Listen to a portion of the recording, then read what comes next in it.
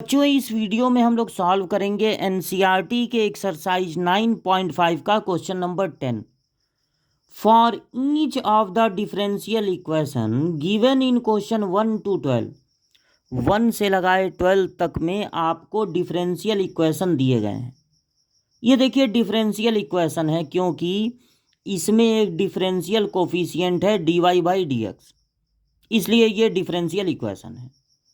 Find the general solution, क्या पता लगाना है? General solution.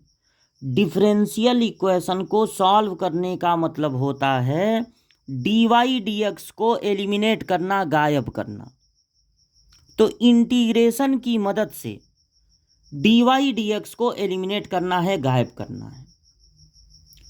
अब देखिए ये जो एक्सरसाइज है 9.5 वो आपको सिखाना चाहती है लीनियर डिफरेंशियल इक्वेशन को।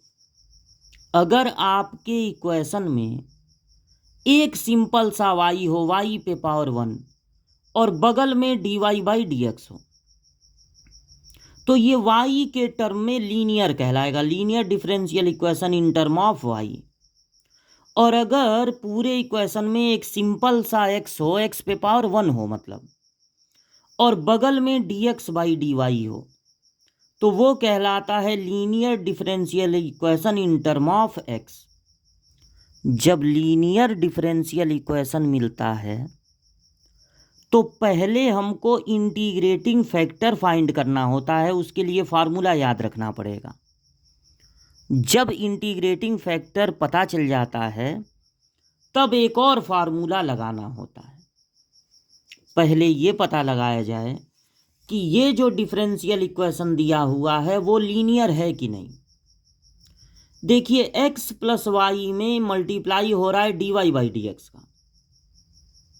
अब आप देख रहे हैं कि यहाँ पर एक सिंपल सा x है, एक सिंपल सा y है, तो यहाँ तो कन्फ्यूजन हो गया कि ये x के टर्म में लीनियर है कि y के टर्म में लीनियर है। देखिए ऐसा नहीं है कि आप इसको x के टर्म में भी लीनियर बना सकते हैं, y के टर्म में भी लीनियर। देखिए होगा क्या, अगर ये x के टर्म में लीनियर है तो बगल में मतलब प्लस के रूप में या माइनस के रूप में dx/dy होना चाहिए, और अगर y के टर्म में लीनियर है तो बगल में dy/dx होना चाहिए। अगर यहाँ 1 है, ये dy/dx का मल्टीप्लाई हो रहा है, तो पहले इसको उधर करेंगे तो dx/dy आ जाएगा। dx/dy के बगल में आपको x वाला लिखना है, यानी dx/dy माइनस एक्स, और y दूसरे तरफ रहेगा equal to Y, dx/dy minus X equal to Y. अगर आप इसको इस तरह से बनाना चाहते कि dy/dx और उसके बगल में y वाला, तो नहीं बन पाता। देखिए कहाँ बन पाएगा, ये इधर जाएगा, अपॉन में हो जाएगा। तो यानी कि ये डिफरेंशियल इक्वेशन है, ये जो डिफरेंशियल इक्वेशन है वो लीनियर है इन टर्म ऑफ x।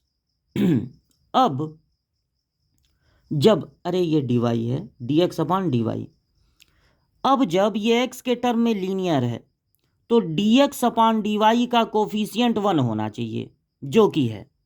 अगर यहाँ पर कुछ होता, 2 होता, 3 होता, cos y होता, तो उस चीज़ से पूरे इक्वेशन को डिवाइड कर देते। जब dx/dy का कोफिशिएंट 1 हो तो इसको कंपेयर करेंगे dx/dy plus px equal to q से। तो जो x का कोफिशिएंट x के साथ है वो p होगा, यानी यहाँ पर p की वैल्यू हो जाएगी -1, और जो इक्वल टू के दूसरे तरफ है वो q हो जाएगा, यानी इक्वल टू के दूसरे तरफ क्या है, y। अब इंटीग्रेटिंग फैक्टर का फार्मूला लिखना है, तो p का इंटीग्रेशन करना है विथ रिस्पेक्ट टू y। अब p यहां पर है -1, तो माइनस तो ऐसे ही नोट हो जाएगा। 1 का इंटीग्रेशन y के रिस्पेक्ट में होगा y, तो आएगा e पे पावर -y। जब इंटीग्रेटिंग फैक्टर मिल जाए तो आपको एक फार्मूला लिखना है,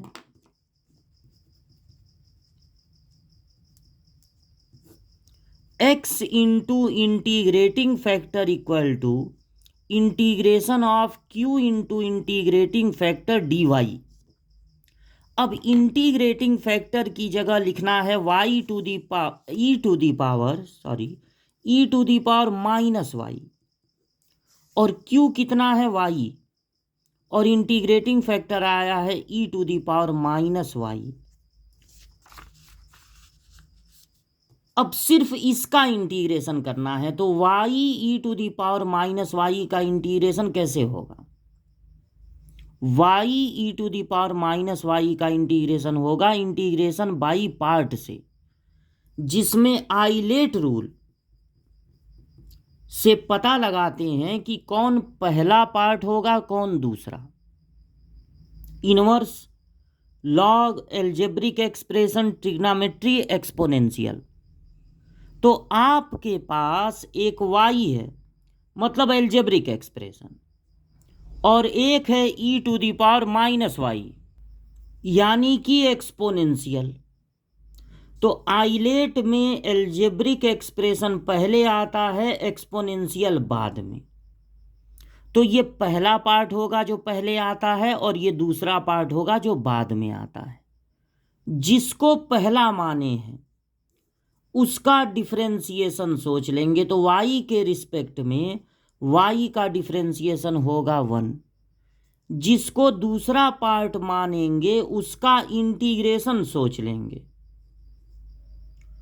e पे पावर x का इंटीग्रेशन e पे पावर x ही होता है, लेकिन अगर x में -1 का मल्टीप्लाई है तो फार्मूला लगाने के बाद -1 से डिवाइड भी करना पड़ेगा। अब बाई पार्ट का फार्मूला होता है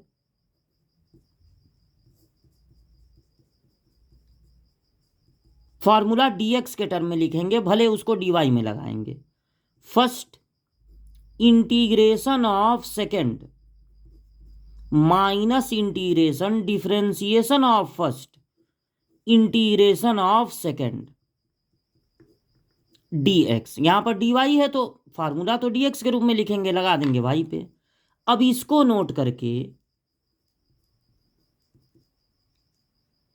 जब यहां इंटीग्रेशन बाई पार्ट लगेगा तो पहले ऐसे क्रॉस में मल्टीप्लाई होगा, क्योंकि फार्मूला क्या होता है? First integration of second. तो first integration of second minus E to the power minus Y minus integration of, अब इन दोनों का मल्टीप्लाई होगा, differentiation of first integration of second.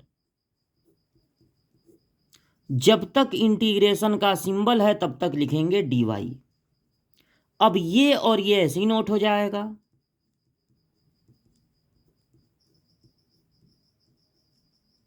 और माइनस माइनस प्लस हो गया। अब सिर्फ इंटीग्रेशन करना है e पे पावर माइनस वाई का। तो ये दोनों फिर नोट कर लीजिए, x e पे पावर माइनस वाई, इसको ये माइनस में मन करे इधर भेज दीजिए, y e to the power minus y. e पे पावर y का इंटीग्रेशन e पे पावर y ही होगा, लेकिन अगर y में -1 का मल्टीप्लाई है तो फार्मूला लगाने के बाद -1 से डिवाइड भी करेंगे और एक कांस्टेंट ऐड कर देंगे c। अब ये भी माइनस में है तो इधर भेज सकते हैं, तो